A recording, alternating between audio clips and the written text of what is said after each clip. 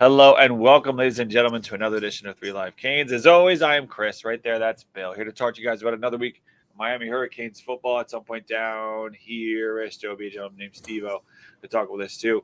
I know it's June. You're probably thinking to yourself, these freaking guys again talking about Miami football when we were like at almost the exact center point between there's been any like real football things happening, if you count spring and then the actual season, like maybe the furthest time away from real legitimate like pads being on and helmets being worn and all that. But yeah, we're back because we just have that tenacity that we want to talk to you guys about Miami Hurricanes football every single week for the kindness of our heart. But before we get to all that fun stuff, Bill, how are we feeling tonight? Doing good. It's a hot summer day here in New Jersey. But as the calendar turns, right, this new age calendar, pretty much the next 2.5 months, 3 months is pretty much all recruiting. It's a different world than it was even just 3-5 years ago, whatever it may be. So luckily we have a beast of a monster recruiter in Mario Cristobal, backed by a very strong NIL. So it should be a fun, exciting summer. We're in contention for a lot of guys that, quite frankly, we wouldn't have been with any other coach in history, maybe outside of Butch Davis. Yeah, or go back to Schnellenberger pulling guys at a place that didn't even have football teams, like old school football movies would be. But yeah, we have some guys. Obviously, there's a few big names out there still floating around that Miami's going to be battling for here in the near future. Like I know Bill said before the show that there's a lot of July commitment dates that we are eyeing very closely, and we'll talk about some of the guys that could be in that mix there, guys that are already confirmed to be in that mix. See if we can't, that's what the chances are of us pulling in that. We'll throw it to the chat if you guys want to put in some odds on some of those guys. Maybe a little over-under kind of deal with some odds, like really get into the – I mean, this is a point where people, if like they're real degenerate gamblers, are betting on like day-to-day baseball, which is – you're betting on day-to-day baseball. My God. I definitely didn't lose the Yankees 2 nights ago because Cleveland scored 1 run in the 9th and a 3-1 ball game. Yeah, that's some dicey stuff there, Bill. But I mean, it could be worse than like I need Shohei Ohtani to hit like 2 singles. and I may or may not have already placed a wager for the Super Regional. Congratulations to the baseball team, by the way. But yeah, I may have already placed a wager for the series this weekend. Well, I don't think I have any Canes baseball gear floating around. I have Canes basketball jersey. I have my Canes tennis shirt on right now. I have Canes hoops and Canes lax upstairs. I don't Miami play lacrosse. I don't know, but maybe club. Uniform's probably sick if they do, but I have a Miami lacrosse. But the Miami Southern Miss baseball game was a barn burner. Kept you on the edge of your seat if you stayed up for it. But no, I don't know about lacrosse. I don't think I have any baseball gear either. They have some pretty cool hats. Uni's not as sick as you'd think they would be. It looks, not sick lacrosse uniforms. They're pretty much looks like Miami football practice jerseys with Miami and the number under it. It looks like our like regular spring practice jerseys. Hockey jerseys are fine. Hockey jerseys are. I have one somewhere. Hold on. If it's not in here, it's got to be in the other room. But it's too hot to wear that hockey jersey right now. Funny enough, my son's lacrosse, like his little travel team, they stole the U and they used the U for their program, which I'd say, honestly, I support it greatly because then like it was got a bunch of like gear with like the U on it, so different colors, but I don't know what does the U even symbolize? It's just like the name of the company. Then to no place, no town, no nothing. But nice to have, though. Nice to have. But either way, like the idea that Miami could be in line for some of these guys is obviously intriguing, especially in a time of year when you don't really think too much about the game being played on the field. But hey, that's why we got guys that know how to do and know what they're doing, be it the coaching staff, NIL group, and all that kind of stuff. Let's talk a little bit about the countdown as we've gone so far. Had some really interesting plays that popped up recently. CF Kane fan will kick off our show talking about your question that you put up there. So while the little intro was playing, you guys could start thinking about some of these names in there. He said, "Here's a question I've been thinking about. Last 10 to 15 years, which Canes players didn't live up to their recruiting expectations?" He's thinking Lingard. We'll talk a little bit about that because fun little trip down memory lane to talk about before we get into the guys that, oh man, I hope these guys don't fall into that category. But thank you guys for tuning in to watch the show. We appreciate you. It's 3 Live Canes here on Canes Insight. This is for the national championship for Nebraska.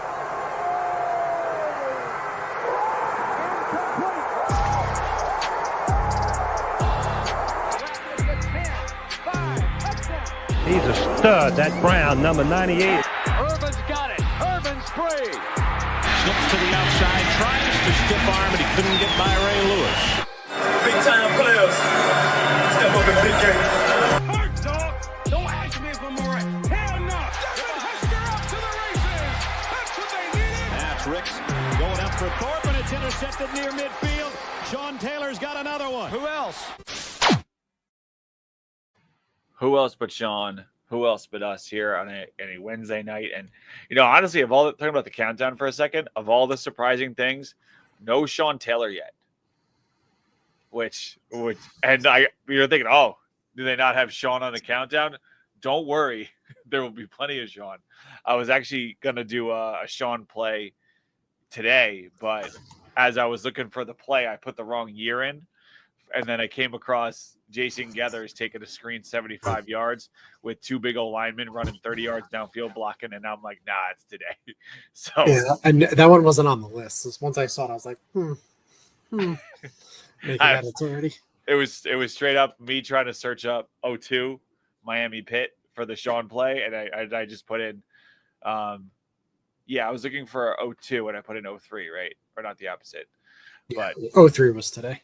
Okay, so I meant to put in 02 and I put 03 in, thinking I'm like, oh yeah, Larry was there and stuff, but it was 1 year in the wrong spot. I went for the Sean and Roscoe play, but that'll find its way back in there pretty soon. Don't worry. But great opportunity to go back through, like we said, the memory lane, and just for fun, I put up the list of them, and you guys in the chat feel free to jump in and comment on guys you think fall in this category. But I put up the top all-time commits from 24/7.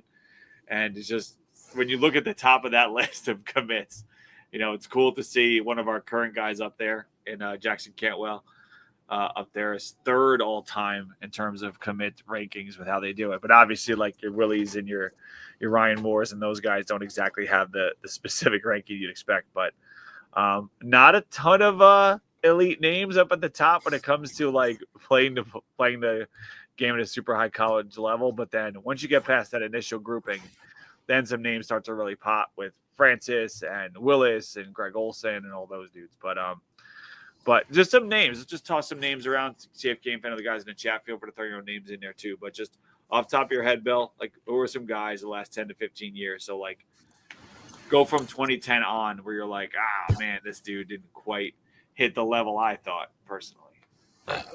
So I got three names come to mind, trying to like stay within that time frame. With Lingard, there was I was so sure he was going to be a stud running back, right? Because he was a Mark Richt recruit, and Mark Richt was coming off like that run of Georgia where they had just insane running back talent year in, year out. I was like, this guy is guaranteed like monster, so fast, runs kind of funny. That's okay, but just total bust. Leonard Taylor's another one. That just never clicked. I know he's doing okay, right, with the Jets. Just never clicked here. Just, I don't know. Something was off. And then Jeff Thomas, throw that one out there. He was a pretty highly ranked guy. Flashed right as a freshman. I was like, oh my God, here we go. Like finally got like an explosive playmaker, and the wheels kind of fell off the field. But those are three names that came to mind. I know those are maybe a little more recent. Let me think back. Storm Johnson. Storm Johnson's a good one. Storm Johnson is one that was on there for me. There was that whole string of I feel like running backs we were getting where it was this guy supposed to be the next guy, but he wasn't. Then we got this guy and he wasn't. And it wasn't until Duke came in and really stabilized everything that we were like, oh, okay, that'll do. Yeah. There's just so many names that you look at and it's how did we miss on so many top level guys as you scroll through that list? Yeah.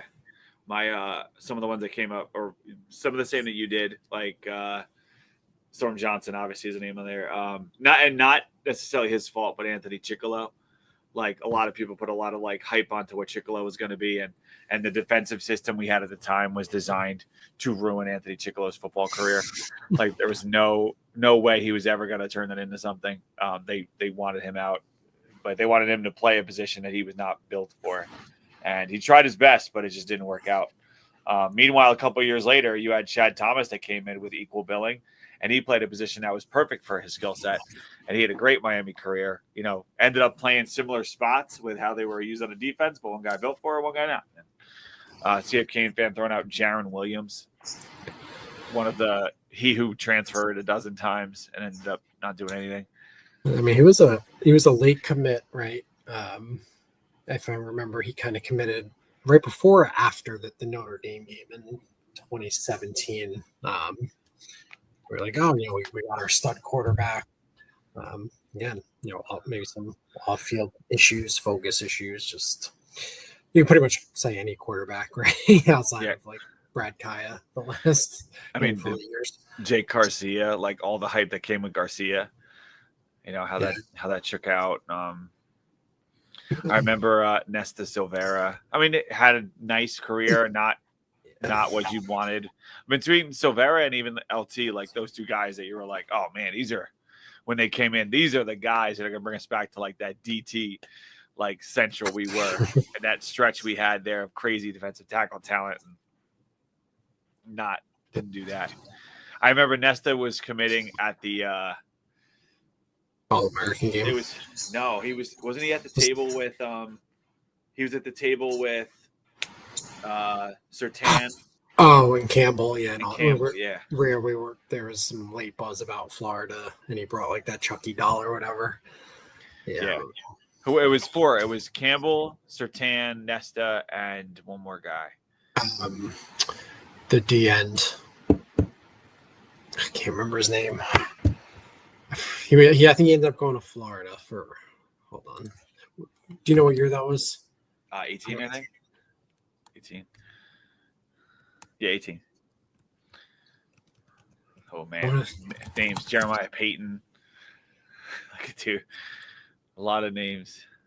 Let's see if I'm good with the Florida. Cyrus Moss. Oh, Andrew Chatfield. I was right. Chatfield. Yeah.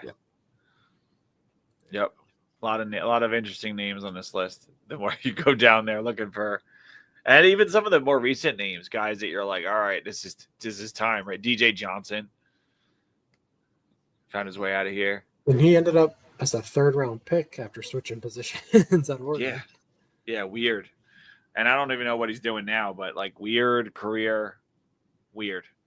But yeah. So I mean, not ideal. Some of these guys, but the numbers more. If some of these guys that we have now, there's a surprisingly high amount of top 50 all-time Miami recruits. Obviously, again, I know the system is different than it was years ago, so it's not going to be used exactly the same. But certainly a lot of guys on there that are currently on the roster that we still have that like great level of hype from. Kai Hester, that's a good one. He was here like, how long was he here for? Kai was he here for a year? It went to Rutgers, I think. He wasn't here for very long. West Virginia, maybe? I don't know. There's there's a tight end too, from New Jersey. Oh, what's his name? You know what I'm talking about? Yeah, he played for Rutgers. Was it like Washington or I want to say like Jermaine was his first name, or like he went to one of the parochial schools up north in North Jersey. Came and I don't even know how long he lasted. Gervin Hall's a good one. Gervin Hall, that's a great one. Great one. That was I remember there was that one play from his high school career where he just decapitated a receiver, and that got us talking. But maybe some coaching development issues, with him. He should. There's no reason he shouldn't have been a good to great player for us. I mean, now I'm like thinking this guy's name. Yeah, very recent Cyrus Moss. Jerome Washington. Jerome Washington. Jerome Washington. There we go. I was right. I almost had his name. I was like floating around his name. I said, think Washington and then Jeremiah. But yeah, Don Chaney. I mean, considering how much we talked about Don Chaney when he was a 7th or 8th grader, like you would have thought that would have turned out differently. Yeah. And even Jalen Knight, because we got the best back in Dade, the best back in Broward. And I remember sitting here being like, one of them has to be great. And turns out that doesn't have to be the case. Yep. I remember talking about how, like, I don't know how I've been doing the show for, but I feel like it was yesterday. We were talking about that on the show, the fact that we got the best guy in each county. Yeah. Aldarius. Hey, well, now we got another shot at that thing now, right? How old's Aldarius Jr.? He's got to be maybe 2 years from now, I believe. I remember texting you that 20, when I found it. 26. Oh, so he's this year. Yep. He's rated right now as a 3-star. So. Not sure if that's going to happen. Yeah, I thought it was a little bit more like the 141st player in Florida. I thought he was a little bit more highly thought of with the rankings and such. Maybe when he was younger. Mammarelli was the 5-star as a junior. Yeah, he was like the best tight end in the country at one point. Not so much. Sam Bruce. Yeah, really shame happened with Sam. Yeah, that's true. That was there was a point when that stopped getting like that dude from South Florida, like that safety that everybody loved. Like we had it going for a long time. Then we started to lose that guy. I think there was a lot that went into that because that like lead dog safety in South Florida, I feel like always has like the hype of the city, the hype of the like Broward or Dade, wherever he's from. Like he comes in with a lot of expectations. Then all of a sudden it started to kind of fade away. We weren't getting that guy. And luckily Cam Kitchens and James Williams both came. And James Williams, a conversation to have there too, I suppose. But luckily he came in with a dude who was the first-team All-American. Dad. Good one. All right. I mean, that's, it's a lot of names, right? A lot of names. And a lot of names. And now that we look at all these names, like there's the two other facets of it. There's the guys that are currently on the roster that were just as highly regarded as a lot of these recruits. And we're talking about the Lightfoots and the Mondo Blunts and the Justin Scotts and, the Samson Okunlolas. Like there's a lot of dudes on the roster that came in with some pretty extensive. I think Okunlola might be the 3rd highest or 4th highest regarded recruit currently on the roster. It's Scott, it's Francis, it's Lightfoot, Blunt, and Sampson, right? Those are probably the highest 5 recruits that are currently on the roster, right? So, how many of those 5, like knowing what we know now, like knowing what Francis is, like counting him, how many of those 5 are going to walk out of here as, man, this is who's running back with Dad that left too from out of state? I know he's talking about. It's just the dude who got hurt, right? He's talking about my God. This portal's killing me with remembering names. Like I can't get. You get older, you forget names. You asked me who Charlie Jones is. I got you. But he's on the Miami roster or on the Miami? No, left Miami. Oh, all right. I know he's talking about. There's another back at Chaminade. No, he's talking about. Got hurt. He went to McNeese, I think, or something. Oh, from Louisiana, yeah. He was like the first pull Mario had. We were like, whoa, like who? How you pulling the top running back from Louisiana? I mean, that was injuries. That name's killing me. What year was it? I'll find it. Do you remember? Mario's first class was what, 23? I mean, I just Googled. Wait, Trevante Citizen. There you go. Yeah, there you go. He'll got it. He'll 919 got it. I can tell you McNeese. You can tell me what state he was from, but the name, man. Whew. Anyway, but it's one of the downsides of the portal. Like, a lot of it's names. It's not as easy to like remember stuff.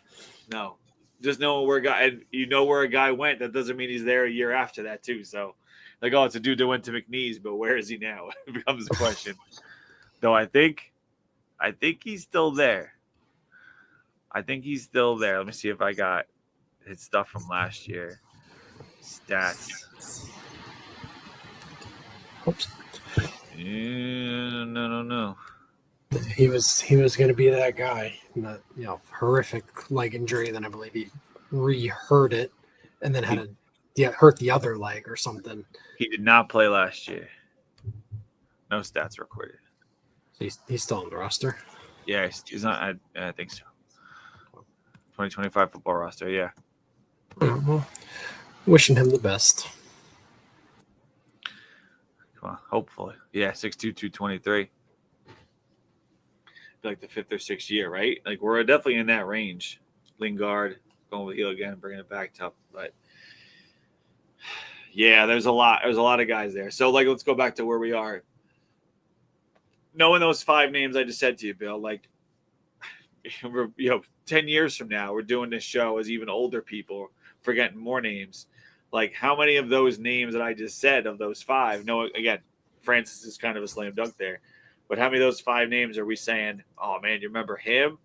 That never worked out. What do you think? I mean, yeah, Samson's slam dunk, so you're pretty much down to 4 that really haven't Francis, done right? anything. Francis slam dunk. Yeah. Yeah, Francis slam dunk.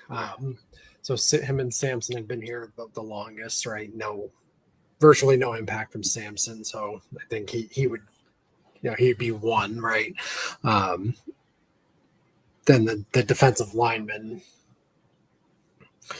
It's hard not, you saw Justin Scott a little bit, Lightfoot came in a little light, no pun intended. Armando Blunt was 17 when he got here. So my money would be on Samson just because it's already, this is going to be year 3 and he's not projected as a starter. Meanwhile, Scott's projected to start, and then Blunt and Lightfoot, going to be, pretty much guaranteed in the 2 deep with significant playing time. Yeah. So that's where Eileen, out of that group, though, I believe Justin Scott, is the biggest X factor for this team this year. We very badly need a dude on the inside in a very, lack or our defensive tackle room is light on depth, light on, big time players and experience, things like that. We're hoping David Blake can translate, to the P4 level essentially. But if Justin Scott is that dude, that completely changes the entire outlook for this defense, in my opinion.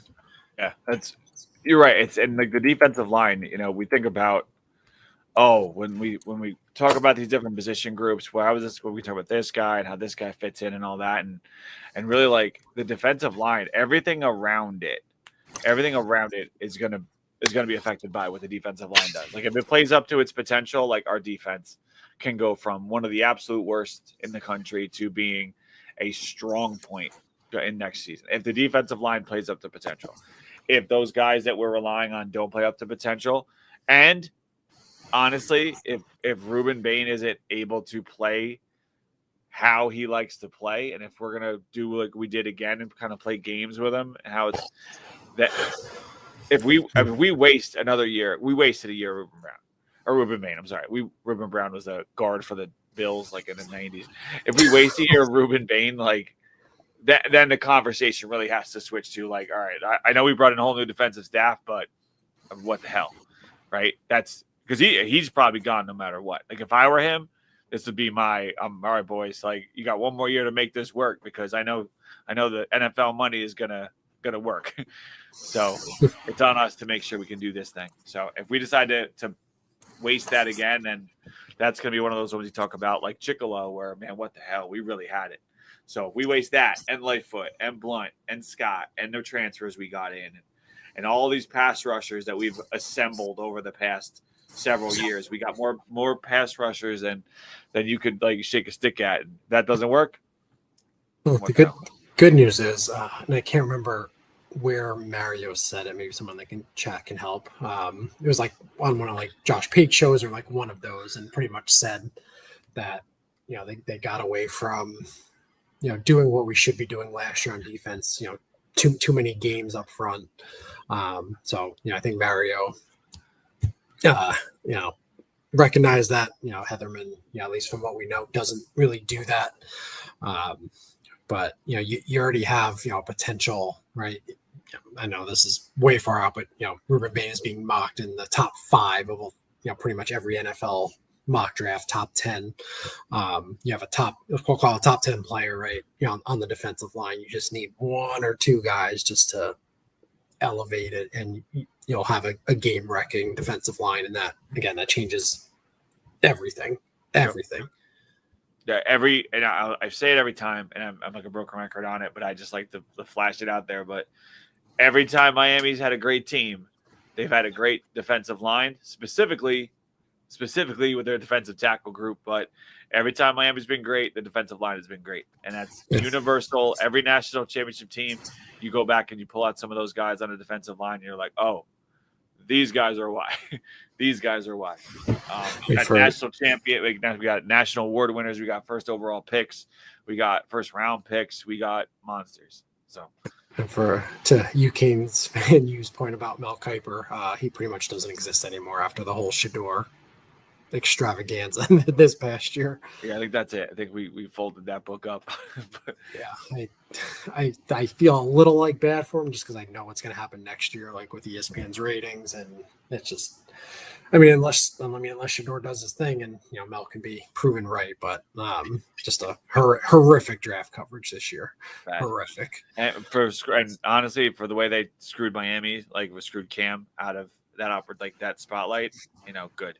I'm glad that it's a joke or treated as a joke right now. Bagging up says I can't see Zabane being a top 5 pick.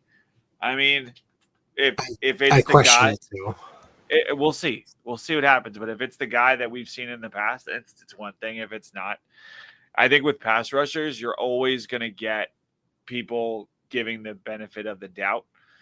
Shorter, a little bit. We got to see where his body is next year. Like we got to see where his body is next year, because we've seen some pass rushers with his profile have a lot of success. Like I've compared him since he was coming out of high school to Melvin Ingram, who had a great NFL career, and I think he's a better athlete than Melvin Ingram was, even though Melvin played like a lot of different spots on the defense. I think he's a better athlete than Melvin Ingram was. I think physically they're very similar players.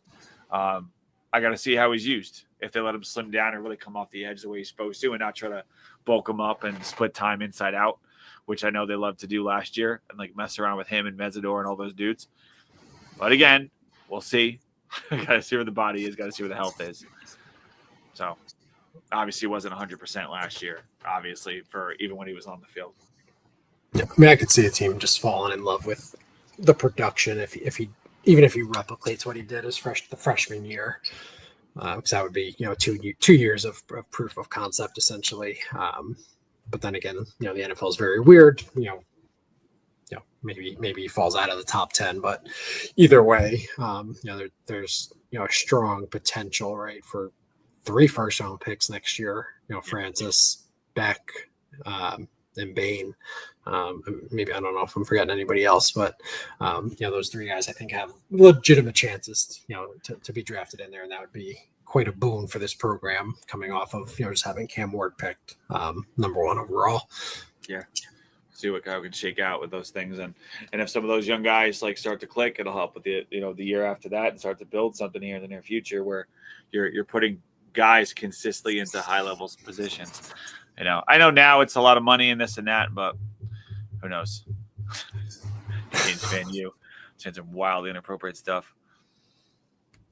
Those are always the backing up saying the guys like Abdul Carter. Those are always going to be like the top tier guys, right? Like they're always going to be those.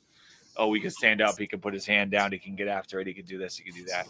But we'll see how things shake out here in the near future. Like I'm trying to other guys in recent memory that have kind of similar profiles. Got to bring my ridiculous draft sheet up. But I think it does come down to if he produces at a high level, if he can prove, like you said, prove that he can rush the passer at a crazy clip, I think that'll obviously have a big impact on it, because getting to the pass rusher, or getting a pass rusher gets to the quarterback consistently, is always going to be really valuable. They'll always put a high stock in that. Some other guys aren't also super tall in this group, so maybe that'll have an effect on things. We'll see. We have a whole year to figure it out at this point, and hope he's able to kind of make that work. Who else? Well, not the biggest. Ezaraku from BC, not the tallest guy. He was in the 6'2s. Scorton was in the 6'2s. So we'll see. There's some guys out there. Obviously not like top 10 picks, but see how it all shakes out. I mean, Baines, right? Bread and butter is the power that he plays with. So he's like a little different than those like 6'1", 6'2" guys that are just basically trying to run around the offensive tackle. Yeah. You saw what he did to that Clemson tackle. Was that 2 years ago now? So different type of player too. Yeah. Where was Nick Scorton picked? Because that's not a terrible comparison. Second round? Like, physical skill set wise, it's not a terrible comparison. I think it was somewhere in the second. Round 2, pick 19. So that's, in my mind, that's like the low end, because I think it's a better pure pass rusher. So we'll see. Yeah, but the numbers up. Anyway, so that, I mean, if you look at even like how this might shake out in the near future with those guys, like I was saying before, like the next year after that, if the guys start to step up, we're in a good spot. But it's all about production and how this defense can click and get back together. And we promised you guys that we talk a little bit about these next series of names, like these other guys, and really there's 4 guys that are like on this near watch over the course of the next month or so, maybe 2 months, even into like late July. Guys that we're looking at as the possibility. So let's play a little game here. If I were to set the number at 1.5, set the number at 1.5, Bill. And I'm giving you, and feel free guys out there throwing over under there. By the end of July, Derek Cooper, Tristan Keys, Anthony Jones, Lamar Brown. I'm going to say 1.5 is the number. Are we going over or under by the end of July? So if a guy doesn't commit, it doesn't count, right? So I'm not talking about December. So what do you think? Over or under on Cooper, Keys, Jones, Brown? I would say over. Things are looking pretty good for Cooper.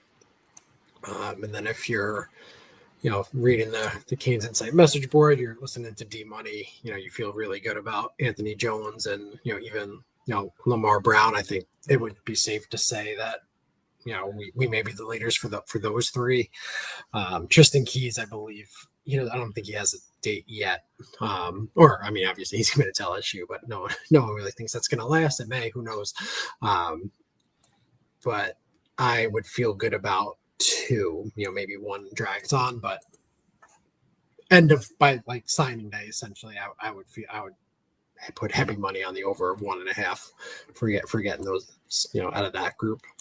I agree with the idea that, and I think you just kind of said it, Bill, bagging up, obviously your alternate account, Bill, but I think it's very possible, like some of these guys continue to stretch it out a little bit, like kind of put off dates and all that kind of stuff. Keys, who knows how long that's going to go. Could I see us be at 2 by the end of July, and then nobody actually thinking it's over, and it's just being like a cool thing to talk trash about on social media for like 20 minutes, and then we're still fighting the same fight after the fact? Yes. Very, very possible that's the case, because that's kind of how this stuff all shakes out now. If I had to, he's just signed with Adidas. He coming. I mean, there are worse things in the world than whatever clues we can get, we'll take. I think with the Keys and Adidas thing, the hype on the message board about Lamar Brown, with all the people now all of a sudden saying, I think he's good, I think we're good. And Steve-O has been generally positive about Cooper in a way that makes me feel better. Not that I think Steve-O has it, but I feel good when Steve-O feels good about it. So I think we're in decent enough shape. Backing up, saying we're reaching. It's June. It's June backing up. We are absolutely reaching. And 100%. Three out of those four the June guys. 4th 3 Live Cane show is about. So Tristan Keys is from Hattiesburg, Mississippi. Anthony Jones is from Mobile, right, Alabama, and Lamar Brown literally goes to high school on LSU's campus. So that's that is an uphill battle. That's I said in the beginning of the show, those are not battles we would even be in, right, if it wasn't for the type of recruiter Mario is, and the strong NIL efforts behind that as well. So kind of crazy that we're battling for like true just SEC kids right from the heart of them. But again, you steal one, right? Make it work. Get that dude drafted. That's going to open the floodgates. Like the opposite of what happened when Alabama started getting the Murray Cooper, the Calvin Ridleys, the Jerry Judys, kind of start that pipeline. But we have proof of concept, right? Tristan Keys, he's been on campus like 3 or 4 times already. This spring, early summer. Things are trending positive, but again, it is only June. But the next 3 or 4 weeks are just going to be insane with visits, and we'll see if maybe some of these visit highs wear off, because I believe all 4 were just to other officials this weekend too. So. Great. Not a terrible point there by Crumbly. I feel like the edge guy is historically that, guy that we don't talk a lot about. And all of a sudden we're leading for this guy. I expect to come in tomorrow. So Lightfoot, Hayden Lowe. I don't even know who was before that. You could throw Cyrus Moss out there. He's a random one. I guess Cyrus Moss. That was Mario's first class. Yeah. Or first class or transition class. But yeah, I mean, there's, Auburn seems to have prioritized another, highly ranked defensive end. Not that, they're stopping recruiting, Anthony Jones. So a lot's going to play out, but, this is right in the new calendar. June is like visit time, who's going where. Those usually tell a story. And then you start to see those commits pop up, early July, mid-July. Some will drag into maybe early August, but pretty much after that, it's wait until, November, December. Yeah. Point by backing up. I mean, yeah, because it's usually receiver. Everybody knows the names, and you try to get the local guys, and sometimes it works for us, sometimes it doesn't. Sometimes it works for those guys, and sometimes it doesn't. So kind of crazy. The local big time wide receiver is favored to go to Syracuse right now, but yet we're maybe favored to get the big time receiver out of Hattiesburg, Mississippi. So it's a different era in college football. That's crazy. But the idea that how much money plays in, and the relationships are being less prioritized. It's good to have a little bit of both. So we'll see. CF Kane fan, there was an article regarding a Miami commit who FSU was trying to flip. Can't think of his name. The linebacker not Jordan Thomas. Oh, mine's not working good today. Damn names.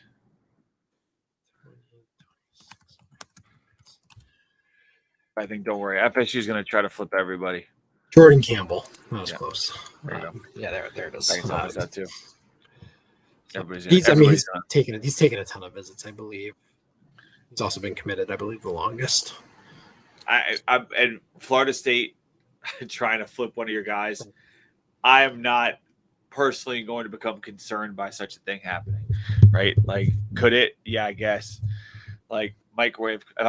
If I'm looking at my food in the microwave, maybe I will get radiation poisoning, but I'm not going to worry about it. I'm still going to watch my popcorn just because you got to know when it's ready to roll, right? So I'm not tremendously worried about Florida State flipping our commits just yet. We'll see.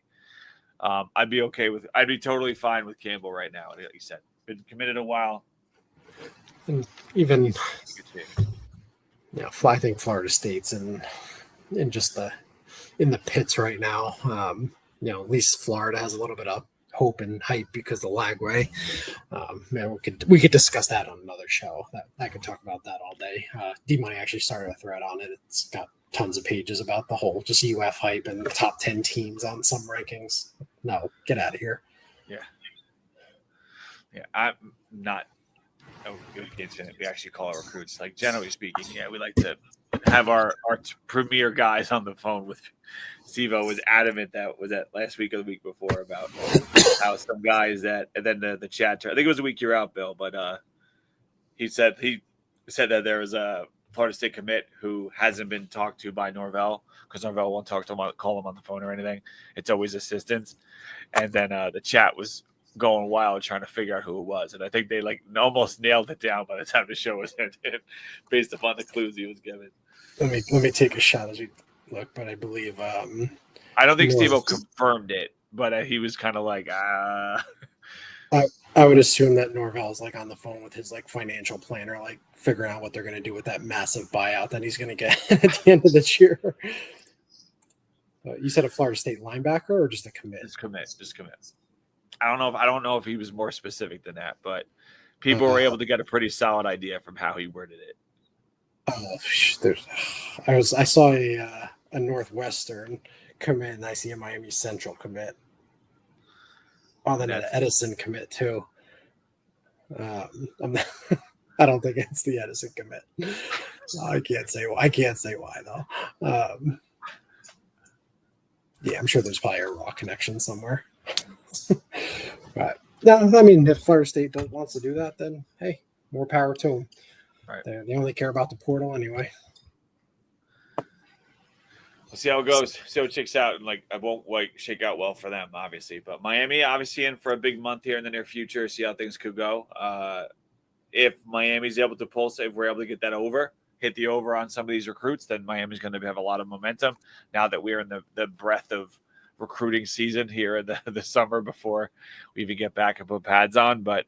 I know Bill. It was a couple years ago. We first started doing the stats, or talking about the stats on guys who commit at this point with the early signing period. I mean, there's very high stick rate. So hopefully Miami's able to do that. The money keeps flowing in. You guys keep going to Canes Connection. All that stuff keeps working out really positively. But that'll pretty much do it for us here on the show. Was a tighter one than maybe in the past. Also started a little bit later than we usually do, through no fault of me and Bill just being late. Sorry about that, but we'll head away and let you guys go to sleep and get wrapped up for tomorrow. But before we get out of here, Bill, final thoughts for the people. It's probably an exciting time to be a fan of Florida sports. You got the Panthers in the Stanley Cup final. They're actually winning 3-2. It looks like the second period's about to end. And then the big super regional series at Florida starting on Friday. I believe at 3:00 is the first game. So. Hopefully our Canes can pull that out and, make it to Omaha. Omaha? Why'd you say it like that, Bill? Why'd you say it like that? I don't really know how to say it. Omaha? Omaha. Omaha? Omaha. I feel like you're saying that stupid. You said Omaha. Say it again? Omaha. Omaha. Omaha, that's what I'm saying. If you're in the chat, you're listening to Bill say this name real stupid. Can you confirm that Bill said the name real stupid and I'm saying it normal? I would love to get the feedback on that. Nothing. No, it'll come in. It'll come in. Bill, one more time. Give him Omaha. Omaha. Say it again. It's not what we needed, you Canes fan. I don't need you. I just want to know who says it better. Who says it like a normal human being? Who says it like someone who's only read it his whole life? Omaha. This chat. What's the point? What's the point, guys? What's the point of even thank you, bag it up. Thank you. You're saying it more stupid. No, he's obviously saying I doing it the right way. 100%. I'm confident in that. See, look at it. Here we go. Like a reasonable human being who said the names of towns before. Omaha. How you put that? Whatever. You didn't even know the baseball team was in the Super Regional. I did. I followed it closely. You said Florida before they're playing. Huh? You said they're playing Florida or playing Louisville.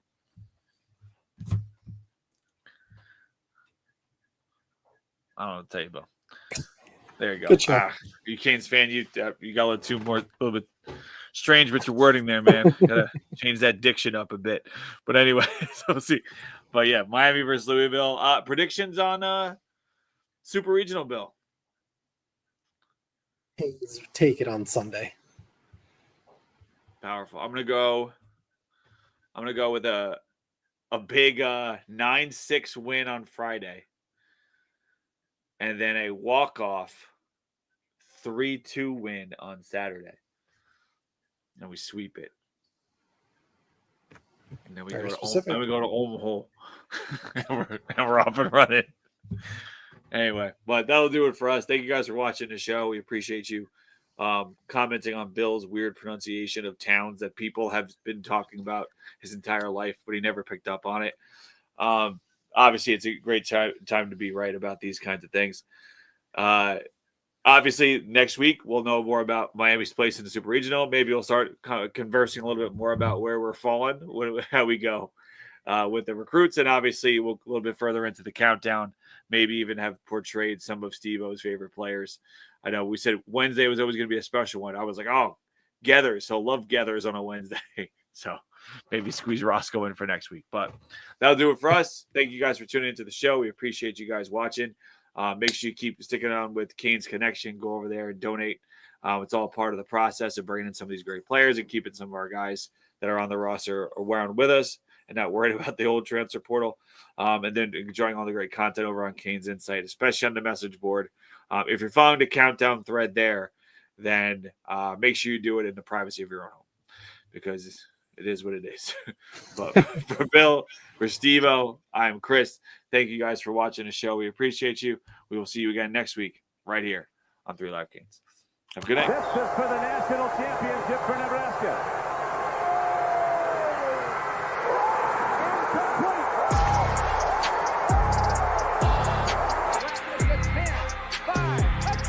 He's a stud, that Brown, number 98. Irvin's got it. Irvin's free. Slips to the outside, tries to stiff arm, but he couldn't get by Ray Lewis. Big time players. Step up in big games.